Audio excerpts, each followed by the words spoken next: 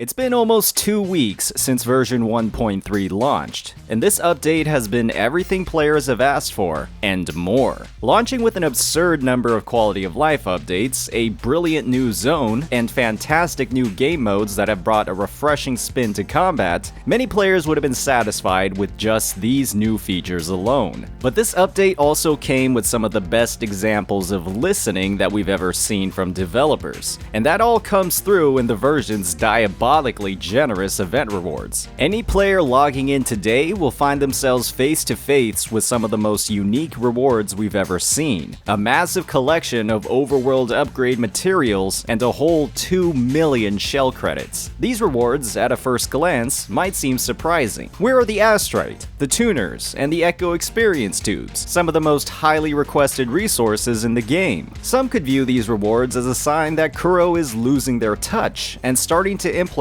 things that players aren't asking for. But the fact of the matter is that the opposite is what's actually taking place. Nearly every single event across version 1.3, and some in our prior versions of the game, have been directly fueled by the feedback of players. There's a reason why the game's rating across multiple regional Google Play stores has risen to the highest levels possible, and there's a reason why it's in the top 10 revenue-generating games in others. That's a result of players' concerns and feedback getting directly addressed in as little as 5 weeks, or a single patch cycle. There aren't a lot of other developers in the gacha space who operate with this level of work ethic. Today we'll be diving into why this is the case, breaking down how Kuro displays their dedication for Wuthering Waves to the player base, how they continually implement that care in-game, and the massive impact this level of listening is having on the player base as a whole. Playing and enjoying Wuthering Waves has never been easier, and it's safe to say that version 1.3 is the best time to experience this game. As always, if you're enjoying this content, please hit that like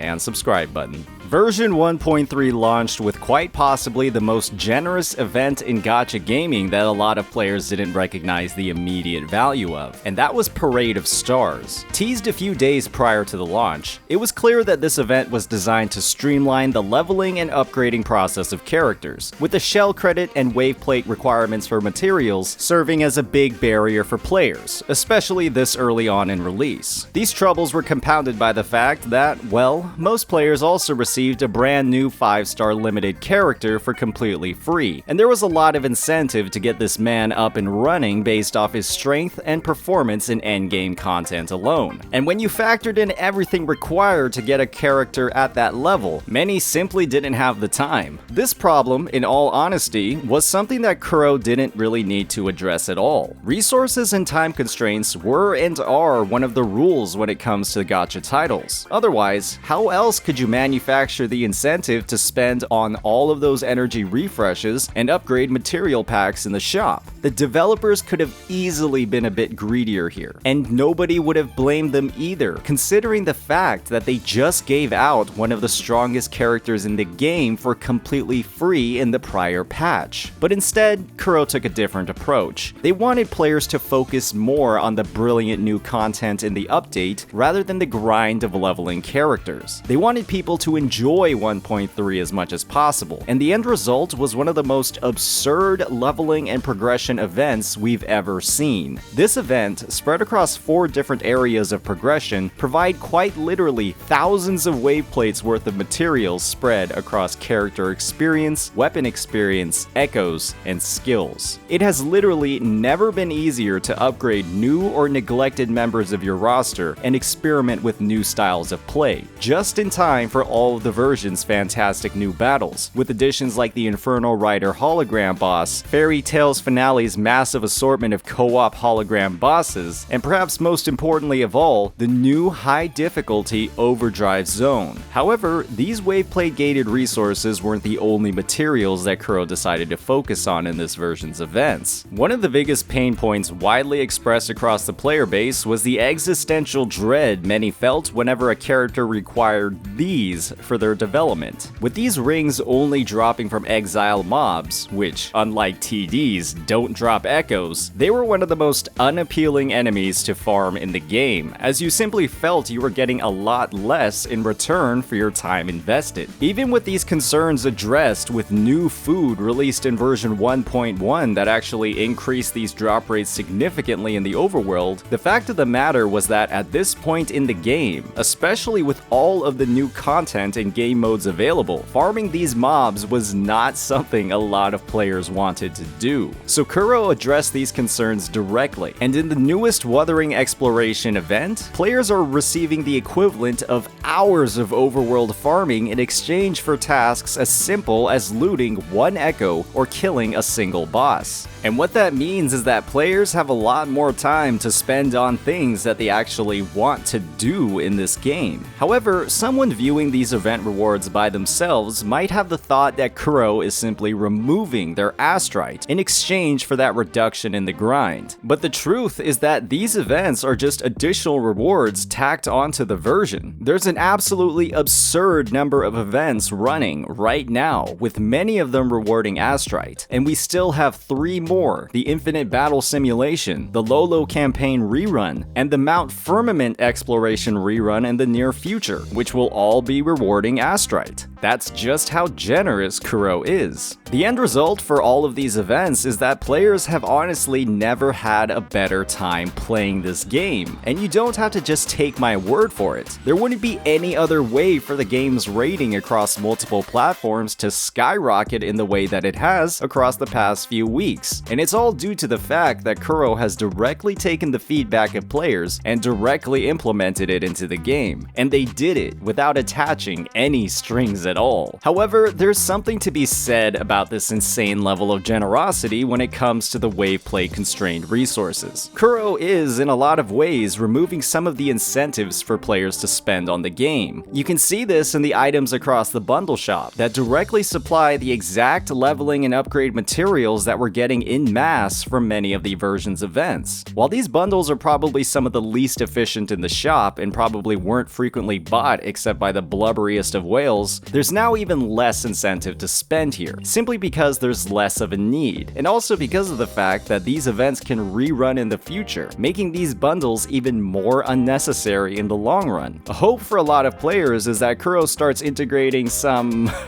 new revenue streams into the game. There's been a lot of buzz every single time new promotional art featuring our favorite characters gets dropped. People want skins, and these could easily be one of the best ways, aside from new character releases, to get more people opening their top-up menu. Kuro's doing a lot for the player experience with their listening, but some of it is coming at the cost of their revenue in the shop. Let's hope we can start seeing some more highly requested features added to the game very soon. We know that Kuro listens, after all. As always, if you're enjoying this content, please hit that like and subscribe button.